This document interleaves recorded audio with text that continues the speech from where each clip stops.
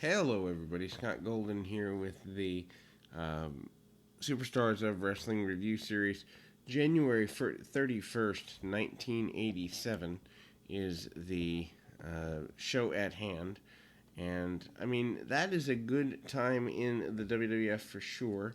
Um, you know, we are gearing up for WrestleMania 3, of course, the biggest WrestleMania of all time. I know some people say 17, 19, and in terms of grossing money, yes, but if you took wrestling fans and say run down the card of 17 and run down the card of 3 from fans that were fans of the era, I guarantee more people could do the card from 3 than 17. So to me, it has more impact. Nikita Volkov and the Iron Sheik against some enhancement talent people here. I think one of them, I part of me wants to say one of them was Pedro Morales. Anyway, heels get pretty well dominated early. Um, and needless to say, the Slickster is unimpressed with the actions of his team. Tito Santana also in there, so not the enhancement match I thought it was. Anyway, obviously the goal is the return to prominence for the former tag team champions, Sheik and Volkov, of course, less than 2 years ago. They were the world tag team champions, so still a pretty big thing here, and still having decent enough matches on the area that is superstars. Obviously, the Iron Sheik still gets snap suplexes, still gets his man over, still pretty dominant, and what have you. Ultimately, we see several attempted suplexes. Santana comes back with one of his own. Actually, it's weird that I had written down enhancement match when, you know what, that's probably a different 1987 version, because the Sheik and Volkov still here at least for another couple months, because they have a full run with the Killer Bees at the time. Interesting inverted backbreaker by Morales here. And, I mean, all four guys in the ring quite a bit here. There is a chase by Tito Santana. Santana kind of has fallen behind. In 86, he's the Intercontinental Champion, dropping it to Savage. 87 is a rough year for Tito. And he kind of comes back by 88 into the Strike Force thing, but 87 kind of a non-remarkable year for Tito Santana. Attempted cheating by Volkov and Sheik, not a big surprise there. Slickster gets pulled together on the outside of the ring, also not a surprise there. Butch Reed carries him out. Butch Reed, a guy who never really worked out, at least from my estimation, in the World Wrestling Federation. Anyway, continuation of the match, and nothing really gets settled between these guys. Roddy Piper is, headed towards WrestleMania, his final match for a while. Ricky Steamboat does some work with some kids. It looks like inner city kids at a local school, teaching them to stay in school. I think there's a kid or two with disabilities here, but basically trying to make Ricky Steamboat look like a hero, look like a guy who really cares about everybody and all of that. And I mean, going into WrestleMania 3, him being a top babyface and being a guy who can make a major comeback is a pretty big deal. They do a interesting LJN promo for the figures, including a steel cage wrestling superstar steel cage match commercial, which I hadn't seen before. Kind of cool. I guess being a generation before mine. They did do that at the time. Enhancement match time up next is, and I mean that's the interesting thing. I think they started with the figures by around late '84, early '85. My first generation, I come to find out, is the Hasbro's of 1990 or so. So I was not around for the LJNs.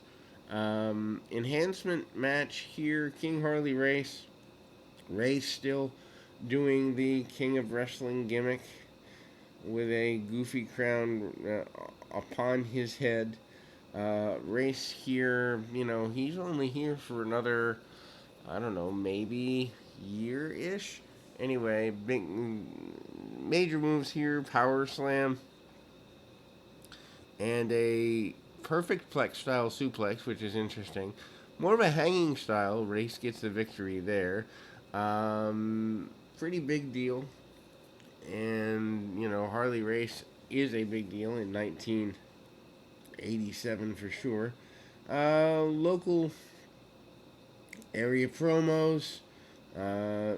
Savage and Piper. Or Savage and Steamboat against Piper and. Let's try this one more time. Piper and Steamboat against Savage and Adonis is hype for local area show. Obviously, the Adonis thing is upcoming. What with their WrestleMania match and whatnot. We do see a promo with the Honky Tonk Man officially joined by the Colonel Jimmy Hart. They do kind of the Graceland thing, kind of anointing the Honky Tonk Man as a major deal in heeldom, so to speak. So his turn has commenced. His first major feud, weeks away from beginning. Al Navarro and Tiger Chung Lee are enhancement talent for the next match. Honky Tonk Man, of course, about 6 months away here, 5 or 6 months away here, from winning the Intercontinental titles. So it's interesting how quickly things can happen. Also, Butch Reed was originally meant for that role. The Rougeau brothers, still baby faces at the time, which is weird to me. I mean, I came in and couldn't imagine them as baby faces, and I remember being a kid, renting a Coliseum video. I don't remember what video it was, but renting a Coliseum video and seeing them in a babyface role from about 86, 87, and going, what the heck is this? They're good guys. People are cheering. It didn't make sense to me. Dino Bravo, also a good guy at the time. Bravo actually having black hair at the time. Inside Out stuff here. Irish Whip and a big sunset flip and the like, and goes around and through. I think Ray Rougeau's the one who attempts to get some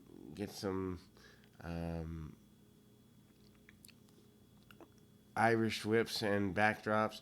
Tag off to Jacques. Jacques is obviously, of the two, the more prominent in the years that come forward. He ends up doing the Quebecer thing, the Mountie thing, and the like. Raymond Rougeau retires from active in-ring competition in 89, actually 90, right after the Royal Rumble 90, actually. So, that's a pretty big deal here that they're a couple of years away from being done, or at least Ray is, and still baby faces here. Them being brought in as baby faces, I would love to be a fly on the wall behind that. I mean, I know they were huge in Canada, Montreal specifically, but where that came from, the concept, kind of interesting to me. Anyway, basic stuff, sleeper holds, and the like. The Rougeaus eventually do get advantages. Jake Roberts wants him some of the Honky Tonk Man in an enhancement or a local area promo. Steve Lombardi is out, and he is jumping enhancement talent himself.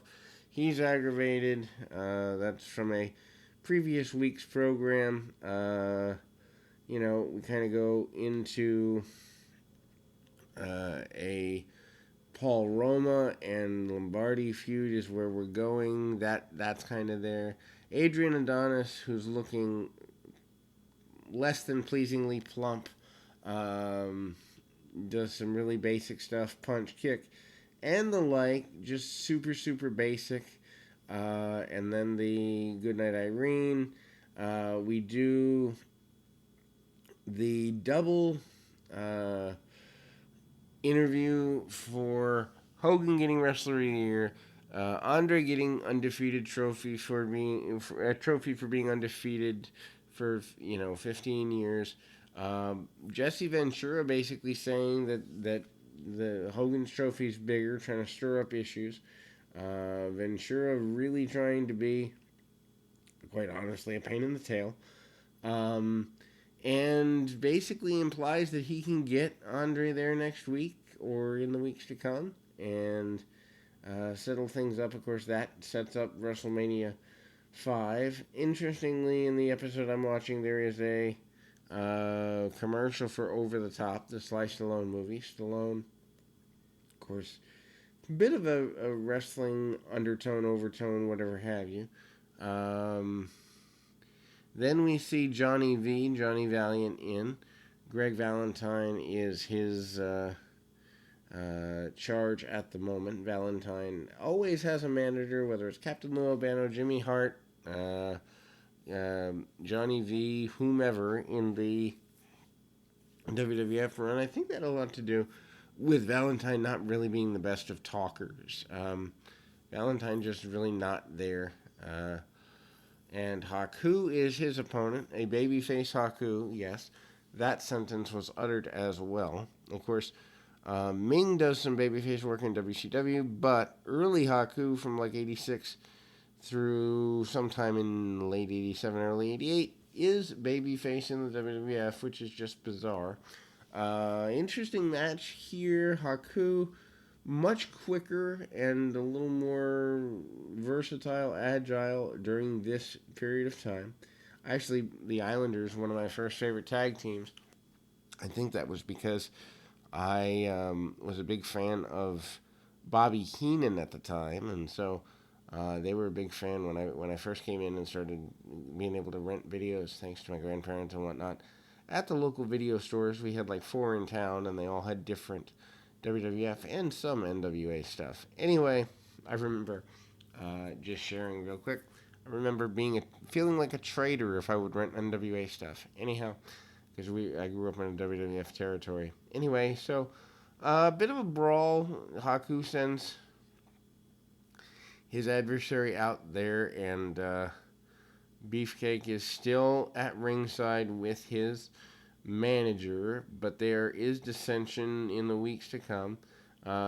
Trip attempted by the guys on the outside. Obviously, Beefcake's going to turn at WrestleMania 3, but that's 2 months away at this point or thereabouts, and so Valentine gets a snapmare, snaps him over. Real basic stuff, as is to be imagined, drops the elbow and the like. And, the Dream Team, you got to remember, a year from dropping the tag team championships. So that's there. Obviously, some hype for WrestleMania 3 is here as well. We come back to a abridged version and a win for the Hammer, by the way.